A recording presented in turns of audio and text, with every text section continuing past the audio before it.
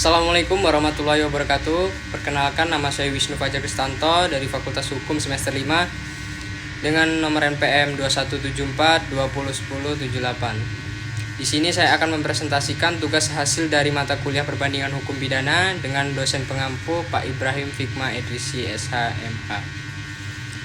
Adapun materinya adalah menjelaskan apa itu sistem hukum civil law dan sistem hukum common law. Di sini sistem hukum civil law juga dikenal sebagai sistem hukum Eropa kontinental. Adalah hukum yang bersumber dari hukum Romawi. Sistem hukum ini berkembang di civil law, sistem hukum yang berkembang di antara Eropa. Sistem ini menekankan pada penggunaan aturan-aturan hukum yang sifatnya tertulis dalam sistematika hukumnya. Karena awal perkembangannya di daratan Eropa Timur hingga dikenal sebagai sistem Eropa kontinental. Contohnya Perancis, Jerman, Italia, Spanyol. Selanjutnya, ciri-ciri sistem hukum Eropa kontinental antara lain seperti adanya sistem kodifikasi, yaitu pemersatu dan penyederhanaan hukum dan hukum dalam bentuk undang-undang yang sistematis dan lengkap. Hakim tidak terkait dengan presiden, yaitu keputusan hakim terdahulu dalam perkara yang sama. Hukum dianggap sebagai ilmu, sebagai hakim wajib mengikuti dan menetapkan hukum yang telah ditetapkan. Negara-negara yang menganut sistem hukum Eropa kontinental antara lain Eropa, Perancis, Jerman, Italia, Spanyol, Portugal, Australia, Swiss, Belgia, Belanda, Luxembourg, dan Yunani. Ciri-ciri sistem common law. Pertama-tama, apa yang dimaksud dengan sistem common law?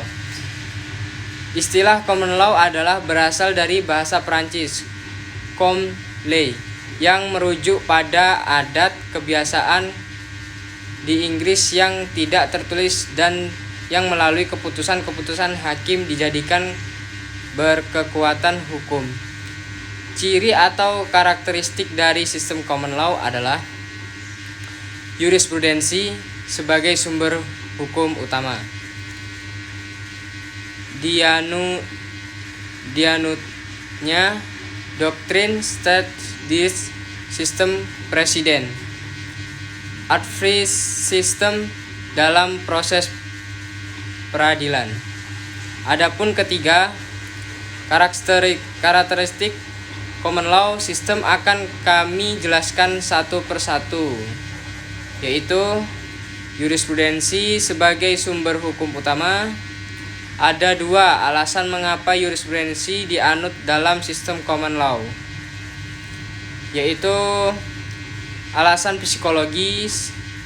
Alasannya adalah karena setiap orang yang ditugasi untuk menyelesaikan perkara, ia cenderung sedapat-dapatnya mencari alasan pembenaran atas putusannya dengan merujuk kepada putusan yang telah ada sebelumnya, daripada memikul tanggung jawab atas putusan yang dibuatnya sendiri.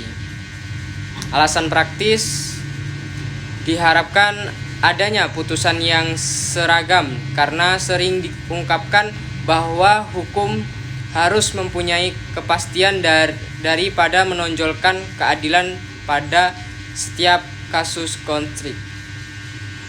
Selain itu, menurut sistem common law, menetapkan undang-undang sebagai acuan utama untuk merupakan suatu perbuatan yang berbahaya karena aturan undang-undang itu merupakan hasil karya umum teoretis yang bukan tidak memungkin perbedaan dengan kenyataan dan tidak sinkron dengan kebutuhan.